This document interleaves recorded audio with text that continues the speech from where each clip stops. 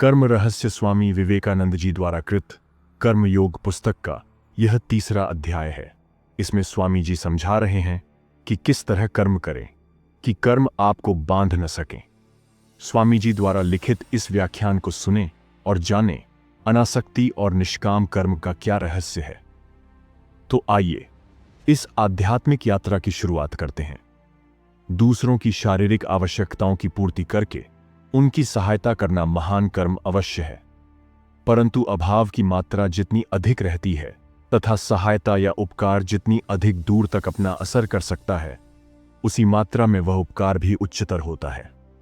यदि एक मनुष्य के अभाव 1 घंटे के लिए हटाए जा सकें तो यह उसकी सहायता अवश्य है, और यदि 1 साल के लिए हटाए जा सकें तो यह उससे भी अधिक सहायता है। पर यदि उसके अभाव सदा के लिए दूर कर दिए जाएं तो सचमुच वह उसके लिए सबसे अधिक सहायता होगी। केवल आध्यात्मिक ज्ञान ही ऐसा है जो हमारे दुखों को सदा के लिए नष्ट कर दे सकता है। अन्य किसी प्रकार के ज्ञान से तो हमारी आवश्यकताओं की पूर्ति केवल अल्प समय के लिए ही होती है। केवल आत्म विषय ज्ञान द्वारा ही हमारी अभाव वृत्ति तक का सदा के लिए अंत हो सकता है।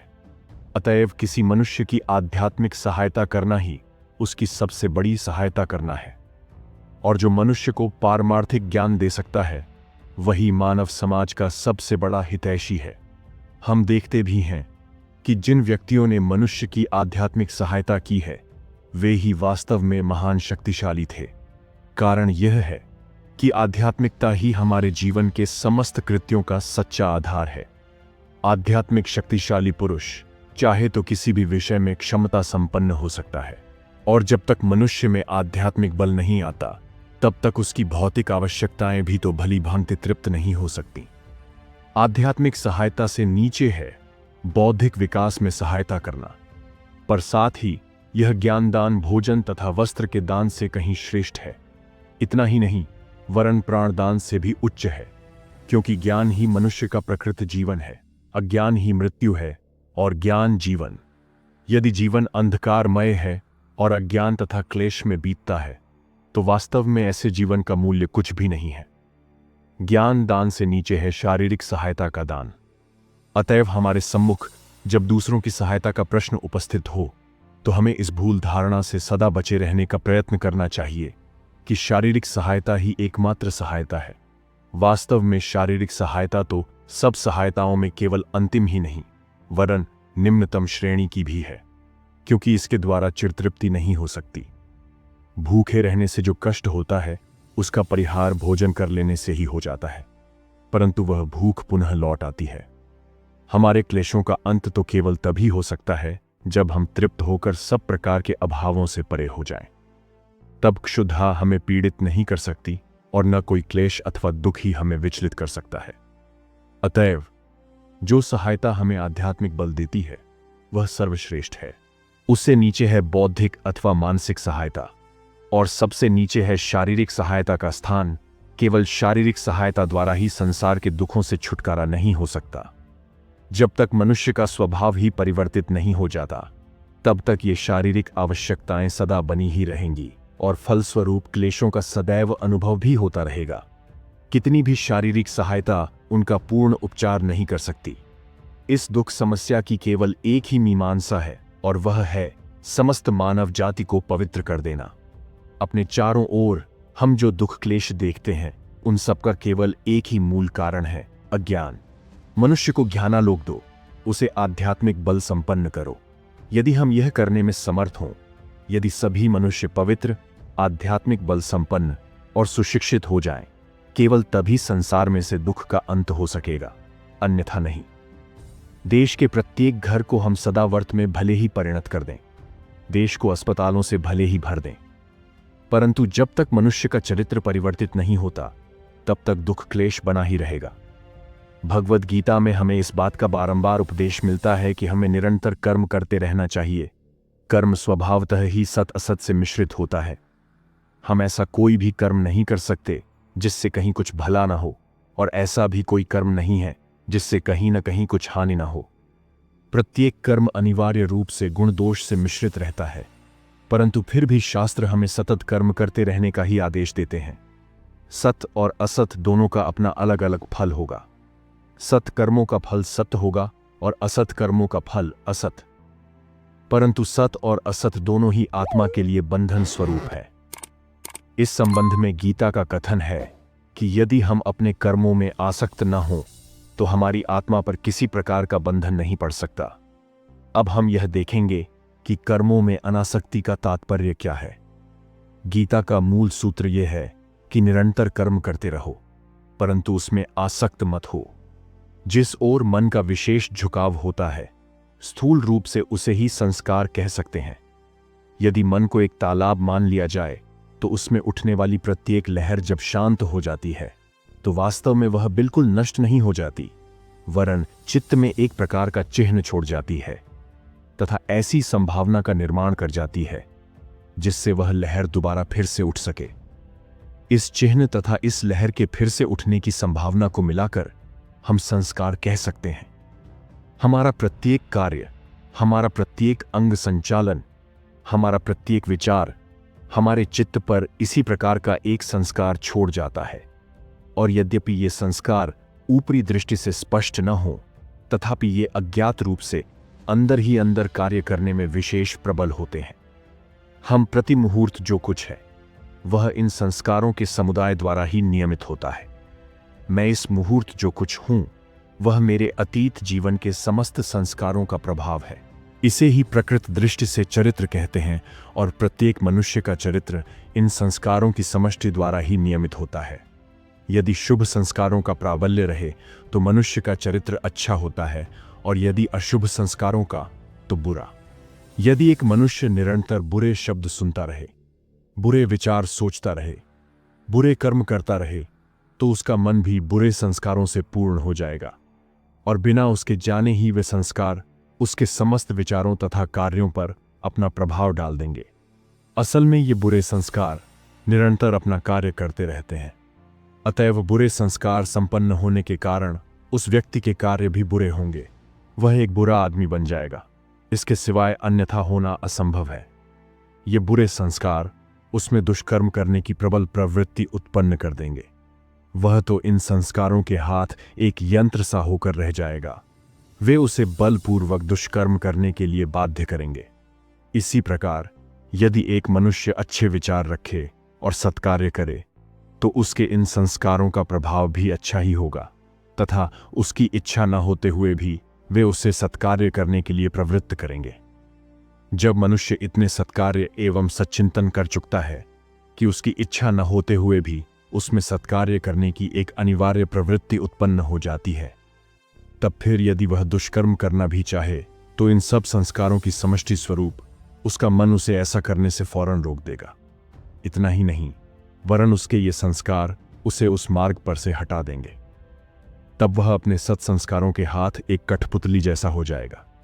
जब ऐसी स्थिति हो जाती है तभी उस मनुष्य का चरित्र गठित कहलाता है। जिस प्रकार कछुआ अपने सब अंगों को खपड़े के अंदर समेट लेता है और तब उसे चाहे हम मार ही क्यों न डालें, उसके टुकड़े टुकड़े ही क्यों न कर डालें, पर वह बाहर नहीं निकलता। इसी प्रकार जिस मनुष्य ने अपने मन एवं इंद्रियों को वश में कर लिया है उसका चरित्र भी सदैव स्थिर रहता है। वह अपनी आभ्यंतरिक शक्तियों को वश में रखता है और उसकी इच्छा के विरुद्ध संसार की कोई भी वस्तु उसके मन पर कार्य नहीं कर सकती। मन के ऊपर इस प्रकार सद्विचारों एवं सुसंस्कारों का निरंतर प्रभाव पड़ते रहने से सत्कार्य करने की प्रवृत्ति प्रबल हो जाती है और इसके फलस्वरूप हम इंद्रियों, कर्मेंद्रिय तथा ज्ञानेंद्रिय दोनों को वश में करने में समर्थ होते हैं। तभी हमारा चरित्र प्रतिष्ठित होता है, तभी हम सत्य लाभ कर सकते हैं। ऐसा ही मनुष्य सदैव निरापद रहता है, इससे किसी भी प्रकार की बुराई नहीं हो सकती। वह फिर कहीं भी रहे, उसके लिए कोई धोखा नहीं है। इन शुभ संस्कारों से संपन्न होने की अपेक्षा एक और भी अधिक उच्चतर अवस्था है और वह है मुक्ति लाभ की इच्छा। तुम्हें यह स्मरण रखना चाहिए कि सभी योगों का ध्येय आत्मा की मुक्ति है और प्रत्येक योग समान रूप से उसी ध्येय की ओर ले जाता है। भगवान बुद्ध ने ध्यान से तथा ईसा मसीह ने प्रार्थना द्वारा जिस अवस्था की प्राप्ति की थी, मनुष्य केवल कर्म द्वारा भी उस अवस्था को प्राप्त कर सकता है। बुद्ध ज्ञानी थे और ईसा मसीह भक्त, पर वे दोनों एक ही ध्येय को पहुंचे थे। मुक्ति का अर्थ है संपूर्ण स्वाधीनता शुभ और अशुभ दोनों प्रकार के बंधनों से छुटकारा पा जाना। इसे समझना जरा कठिन है। लोहे की जंजीर भी एक जंजीर है और सोने की जंजीर भी एक जंजीर है। यदि हमारी उंगली में एक कांटा चुभ जाए तो उसे निकालने के लिए हम एक दूसरा कांटा काम में लाते हैं, परंतु जब वह निकल जाता है तो हम दोनों को ही फेंक देते हैं। हमें फिर दूसरे कांटे को रखने की कोई आवश्यकता नहीं रह जाती, क्योंकि दोनों आखिर कांटे ही तो हैं। इसी प्रकार कुसंस्कारों का नाश शुभ संस्कारों द्वारा करना चाहिए और मन के खराब विचारों को अच्छे विचारों द्वारा दूर करते रहना चाहिए, जब तक कि समस्त कुविचार लगभग नष्ट न हो जाए अथवा पराजित न हो जाए या वशीभूत होकर मन में कहीं एक कोने में न पड़े रह जाए। परंतु उसके उपरांत शुभ संस्कारों पर भी विजय प्राप्त करना आवश्यक है। तभी जो आसक्त था वह अनासक्त हो जाता है। कर्म करो, अवश्य करो, पर उस कर्म अथवा विचार को अपने मन के ऊपर कोई गहरा प्रभाव न डालने दो। लहरें आएं और जाएं, मांसपेशियों और मस्तिष्क से बड़े बड़े कार्य होते रहे, पर देखना वे आत्मा पर किसी प्रकार का गहरा प्रभाव न डालने पाए। अब प्रश्न यह है कि यह हो कैसे सकता है। हम देखते हैं कि हम जिस किसी कर्म में लिप्त हो जाते हैं उसका संस्कार हमारे मन में रह जाता है। मान लो सारे दिन में मैं सैकड़ों आदमियों से मिला और उन्हीं में एक ऐसे व्यक्ति से भी मिला जिससे मुझे प्रेम है। तब यदि रात को सोते समय मैं उन सब लोगों को स्मरण करने का प्रयत्न करूं तो देखूंगा कि मेरे सम्मुख केवल उसी व्यक्ति का चेहरा आता है जिसे मैं प्रेम करता हूं, भले ही उसे मैंने केवल एक ही मिनट के लिए देखा हो। उसके अतिरिक्त अन्य सब व्यक्ति अंतर्हित हो जाएंगे। ऐसा क्यों? इसलिए कि इस व्यक्ति के प्रति मेरी विशेष आसक्ति ने मेरे मन पर अन्य सभी लोगों की अपेक्षा एक अधिक गहरा प्रभाव डाल दिया था। शरीर विज्ञान की दृष्टि से तो सभी व्यक्तियों का प्रभाव एक सा ही हुआ था। प्रत्येक व्यक्ति का चेहरा नेत्रपट पर उतर आया था और मस्तिष्क में उसके चित्र भी बन गए थे, परंतु फिर भी मन पर इन सब का प्रभाव एक समान न था। संभवतः अधिकतर व्यक्तियों के चेहरे एकदम नए थे, जिनके बारे में मैंने पहले कभी विचार भी न किया होगा, परंतु वह एक चेहरा जिसकी मुझे केवल एक झलक ही मिली थी, भीतर तक समा गया। शायद इस चेहरे का चित्र मेरे मन में वर्षों से रहा हो और मैं उसके बारे में सैकड़ों बातें जानता हूं।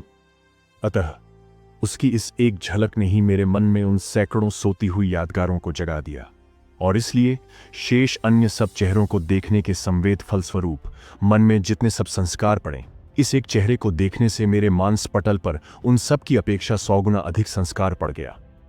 इसी कारण उसने मन के ऊपर सहज ही इतना प्रबल प्रभाव जमा दिया। अतएव अनासक्त हो, कार्य होते रहने दो। मस्तिष्क के केंद्र अपना अपना कार्य करते रहें, निरंतर कार्य करते रहें, परंतु एक लहर को भी अपने मन पर प्रभाव मत डालने दो। संसार में इस प्रकार कर्म करो मानो तुम एक विदेशी पथिक हो, 2 दिन के लिए यहां आए हो। कर्म तो निरंतर करते रहो, परंतु अपने को बंधन में मत डालो। बंधन बड़ा भयानक है। संसार हमारी निवास भूमि नहीं है, यह तो उन सोपानों में से एक है जिनमें से होकर हम जा रहे हैं। सांख्य दर्शन के उस महावाक्य को मत भूलो, समस्त प्रकृति आत्मा के लिए है, आत्मा प्रकृति के लिए नहीं। प्रकृति के अस्तित्व का प्रयोजन आत्मा की शिक्षा के निमित्त ही है, इसका और कोई अर्थ नहीं। उसका अस्तित्व इसीलिए है कि आत्मा को ज्ञान लाभ हो जाए तथा ज्ञान द्वारा आत्मा अपने को मुक्त कर ले। यदि हम यह बात निरंतर ध्यान में रखें तो हम प्रकृति में कभी आसक्त न होंगे। हमें यह ज्ञान हो जाएगा कि प्रकृति हमारे लिए एक पुस्तक सदृश है जिसका हमें अध्ययन करना है, और जब हमें उससे आवश्यक ज्ञान प्राप्त हो जाएगा तो फिर वह पुस्तक हमारे लिए किसी काम की नहीं रहेगी। परंतु इसके विपरीत हो यह रहा है कि हम अपने को प्रकृति में ही मिला दे रहे हैं। यह सोच रहे हैं कि आत्मा प्रकृति के लिए है, आत्मा शरीर के लिए है, और जैसी कि एक कहावत है, हम सोचते हैं मनुष्य खाने के लिए ही जीवित रहता है, न कि जीवित रहने के लिए खाता है, और यह भूल हम निरंतर करते रहते हैं।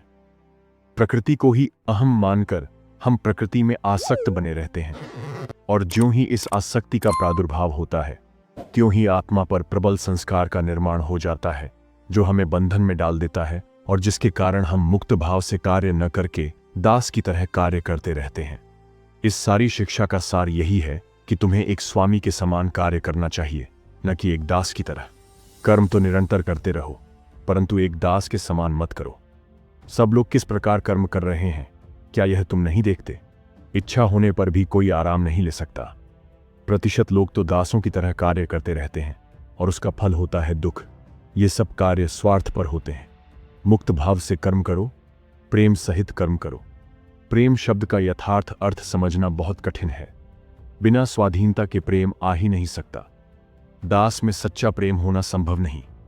यदि तुम एक गुलाम मोल ले लो और उसे जंजीरों से बांधकर उससे अपने लिए कार्य कराओ, तो वह कष्ट उठाकर किसी प्रकार कार्य करेगा अवश्य, पर उसमें किसी प्रकार का प्रेम नहीं रहेगा। इसी तरह जब हम संसार के लिए दासवत कर्म करते हैं तो उसके प्रति हमारा प्रेम नहीं रहता और इसलिए वह सच्चा कर्म नहीं हो सकता। हम अपने बंधु बांधवों के लिए जो कर्म करते हैं, यहां तक कि हम अपने स्वयं के लिए भी जो कर्म करते हैं, उसके बारे में भी ठीक यही बात है। स्वार्थ के लिए किया गया कार्य दास का कार्य है और कोई कार्य स्वार्थ के लिए है अथवा नहीं, इसकी पहचान यह है कि प्रेम के साथ किया हुआ प्रत्येक कार्य आनंददायक होता है। सच्चे प्रेम के साथ किया हुआ कोई भी कार्य ऐसा नहीं है जिसके फलस्वरूप शांति और आनंद न आए। प्रकृत सत्ता, प्रकृत ज्ञान तथा प्रकृत प्रेम, ये तीनों चिरकाल के लिए परस्पर संबद्ध हैं। असल में ये एक ही में तीन है। जहां एक रहता है वहां शेष दो भी अवश्य रहते हैं। ये उस अद्वितीय सच्चिदानंद के ही त्रिविध रूप हैं। जब वह सत्ता शांत तथा सापेक्ष रूप में प्रतीत होती है तो हम उसे विश्व के रूप में देखते हैं। वह ज्ञान भी सांसारिक वस्तु विषय ज्ञान के रूप में परिणत हो जाता है तथा वह आनंद मानव हृदय में विद्यमान समस्त प्रकृत प्रेम की नींव हो जाता है। अतएव सच्चे प्रेम से प्रेमी अथवा उसके प्रेम पात्र को भी कष्ट नहीं हो सकता। उदाहरणार्थ, मान लो एक मनुष्य एक स्त्री से प्रेम करता है। वह चाहता है कि वह स्त्री केवल उसी के पास रहे। अन्य पुरुषों के प्रति उस स्त्री के प्रत्येक व्यवहार से उसमें ईर्ष्या का उद्रेक होता है। वह चाहता है कि वह स्त्री उसी के पास बैठे, उसी के पास खड़ी रहे तथा उसी की इच्छानुसार खाए पिए और चले फिरे। वह स्वयं उस स्त्री का गुलाम हो गया है और चाहता है कि वह स्त्री भी उसकी गुलाम होकर रहे। यह तो प्रेम नहीं है, यह तो गुलामी का एक प्रकार का विकृत भाव है जो ऊपर से प्रेम जैसा दिखाई देता है। यह प्रेम नहीं हो सकता क्योंकि यह क्लेशदायक है। यदि वह उस मनुष्य की इच्छानुसार न चले तो उससे उस मनुष्य को कष्ट होता है। वास्तव में सच्चे प्रेम की प्रतिक्रिया दुखप्रद तो होती ही नहीं, उससे तो केवल आनंद ही होता है। और यदि उससे ऐसा न होता हो तो समझ लेना चाहिए कि वह प्रेम नहीं है, बल्कि वह और ही कोई चीज है जिसे हम भ्रमवश प्रेम कहते हैं। जब तुम अपने पति, अपनी स्त्री, अपने बच्चों, यहां तक कि समस्त विश्व को इस प्रकार प्रेम करने में सफल हो सकोगे कि उससे किसी भी प्रकार दुख, ईर्ष्या अथवा स्वार्थपरता रूप कोई प्रतिक्रिया नहीं होगी, केवल तभी तुम ठीक ठीक अनासक्त हो सकोगे। भगवान श्री कृष्ण अर्जुन से कहते हैं, हे अर्जुन, यदि मैं कर्म करने से एक क्षण के लिए भी रुक जाऊं तो सारा विश्व ही नष्ट हो जाए। मुझे कर्म से किसी भी प्रकार का लाभ नहीं, मैं ही जगत का एकमात्र प्रभु हूं, फिर भी मैं कर्म क्यों करता हूं? इसीलिए कि मुझे संसार से प्रेम है। ईश्वर अनासक्त है। क्यों? इसीलिए कि वे सच्चे प्रेमी हैं। उस सच्चे प्रेम से ही हम अनासक्त हो सकते हैं। जहां कहीं आसक्ति है वहां जान लेना चाहिए कि वह केवल भौतिक आकर्षण है, केवल कुछ जड़ कणों के प्रति आकर्षण हो रहा है। मानो कोई एक चीज दो वस्तुओं को लगातार निकट तक खींचे ला रही है, और यदि वे दोनों वस्तुएं काफी निकट नहीं आ सकती तो फिर कष्ट उत्पन्न होता है। परंतु जहां सच्चा प्रेम है वहां भौतिक आकर्षण बिल्कुल नहीं रहता। ऐसे प्रेमी चाहे सहस्रों योजन दूर पर क्यों न रहें, उनका प्रेम सदैव वैसा ही रहता है। वह प्रेम कभी नष्ट नहीं होता, उससे कभी कोई क्लेशदायक प्रतिक्रिया नहीं होती। इस प्रकार की अनासक्ति प्राप्त करना लगभग सारे जीवन भर का कार्य है, परंतु इसका लाभ होते ही हमें अपनी प्रेम साधना का लक्ष्य प्राप्त हो जाता है और हम मुक्त हो जाते हैं।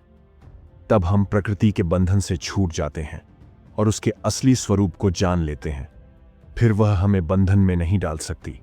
तब हम बिल्कुल स्वाधीन हो जाते हैं और कर्म के फलाफल की ओर ध्यान ही नहीं देते। फिर कौन परवाह करता है कि कर्मफल क्या होगा?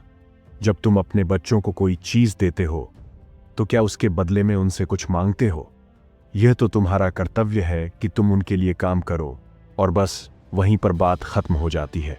इसी प्रकार किसी दूसरे पुरुष, किसी नगर अथवा देश के लिए तुम जो कुछ करो उसके प्रति भी वैसा ही भाव रखो। उनसे किसी प्रकार के बदले की आशा न रखो। यदि तुम सदैव ऐसा ही भाव रख सको कि तुम केवल दाता ही हो, जो कुछ तुम देते हो उससे तुम किसी प्रकार के प्रत्युपकार की आशा नहीं रखते, तो उस कर्म से तुम्हें किसी प्रकार की आसक्ति नहीं होगी। आसक्ति तभी आती है जब हम बदले की आशा रखते हैं। यदि दासवत कार्य करने से स्वार्थपरता और आसक्ति उत्पन्न होती है, तो अपने मन का स्वामी बनकर कार्य करने से अनासक्ति द्वारा उत्पन्न आनंद का लाभ होता है। हम बहुधा अधिकार और न्याय की बातें किया करते हैं, परंतु वे सब केवल एक बच्चे की बोली के समान हैं। मनुष्य के चरित्र का नियमन करने वाली दो चीजें होती हैं, एक जोर जुल्म और दूसरी दया। जोर जुल्म का उपयोग करना सदैव स्वार्थपरतावश ही होता है। बहुधा सभी स्त्री पुरुष अपनी शक्ति एवं सुविधा का यथासंभव उपयोग करने का प्रयत्न करते हैं। दया दैवी संपत्ति है। भले बनने के लिए हमें दया युक्त होना चाहिए। यहां तक कि न्याय और अधिकार भी दया पर ही प्रतिष्ठित होने चाहिए। कर्म फल की लालसा तो हमारी आध्यात्मिक उन्नति के मार्ग में बाधक है। इतना ही नहीं, अंत में उससे क्लेश भी उत्पन्न होता है। दया और निःस्वार्थपरता को कार्य रूप में परिणत करने का एक और उपाय है, और वह है कर्मों को उपासना रूप मानना। यदि हम साकार ईश्वर में विश्वास रखते हैं, यहां हम अपने समस्त कर्मों के फल ईश्वर को ही समर्पित कर देते हैं, और इस प्रकार उनकी उपासना करते हुए हमें इस बात का कोई अधिकार नहीं रह जाता कि हम अपने किए हुए कर्मों के बदले में मानव जाति से कुछ मांगे। प्रभु स्वयं निरंतर कार्य करते रहते हैं और वे सारी आसक्ति से परे हैं। जिस प्रकार पानी कमल के पत्ते को नहीं भिगो सकता, उसी प्रकार कोई कर्म भी फलासक्ति उत्पन्न करके निःस्वार्थी पुरुष को बंधन में नहीं डाल सकता। अहम शून्य और अनासक्त पुरुष किसी जनपूर्ण और पापमय नगर के बीच ही क्यों न रहें, पर पाप उन्हें स्पर्श तक न कर सकेगा। निम्नलिखित कहानी संपूर्ण स्वार्थ त्याग का एक दृष्टांत है। कुरुक्षेत्र के युद्ध के बाद पांचों पांडवों ने एक बड़ा भारी यज्ञ किया। उसमें निर्धनों को बहुत सा दान दिया गया। सभी लोगों ने उस यज्ञ की महत्ता एवं ऐश्वर्य पर आश्चर्य प्रकट किया और कहा कि ऐसा यज्ञ संसार में इसके पहले कभी नहीं हुआ था। यज्ञ के बाद उस स्थान पर एक छोटा सा नेवला आया। नेवले का आधा शरीर सुनहला था और शेष आधा भूरा। वह नेवला उस यज्ञ भूमि की मिट्टी पर लौटने लगा। थोड़ी देर बाद उसने दर्शकों से कहा, तुम सब झूठे हो, यह कोई यज्ञ नहीं है। लोगों ने कहा, क्या तुम कहते क्या हो? यह कोई यज्ञ ही नहीं है। तुम जानते हो इस यज्ञ में कितना खर्च हुआ है, गरीबों को कितने हीरे जवाहरात बांटे गए हैं, जिससे वे सब के सब धनी एवं खुशहाल हो गए हैं। यह तो इतना बड़ा यज्ञ था कि ऐसा शायद ही किसी मनुष्य ने किया हो। परंतु नेवले ने कहा, सुनो, एक छोटे से गांव में एक निर्धन ब्राह्मण रहता था। साथ थी उसकी स्त्री, पुत्र और पुत्रवधू। वे लोग बड़े गरीब थे। पूजा पाठ से उन्हें जो कुछ मिलता उसी पर उनका निर्वाह होता था। एक बार उस गांव में 3 साल तक अकाल पड़ा, जिससे उस बेचारे ब्राह्मण के दुख कष्ट की पराकाष्ठा हो गई। एक बार तो सारे कुटुंब को 5 दिन तक उपवास करना पड़ा। छठे दिन वह ब्राह्मण भाग्यवश कहीं से थोड़ा सा जौ का आटा ले आया।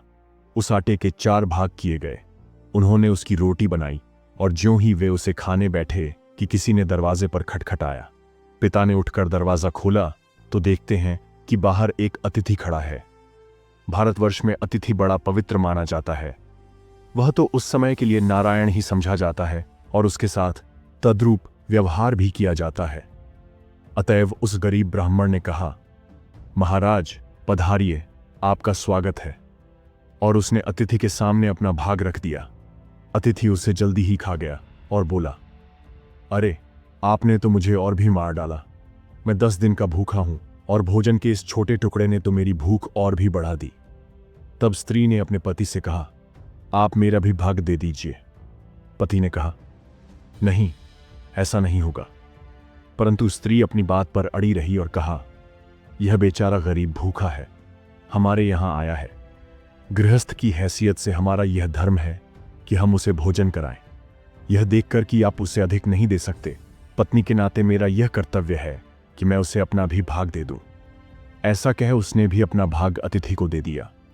अतिथि ने वह भी खा लिया और कहा, मैं तो भूख से अभी भी जल रहा हूं।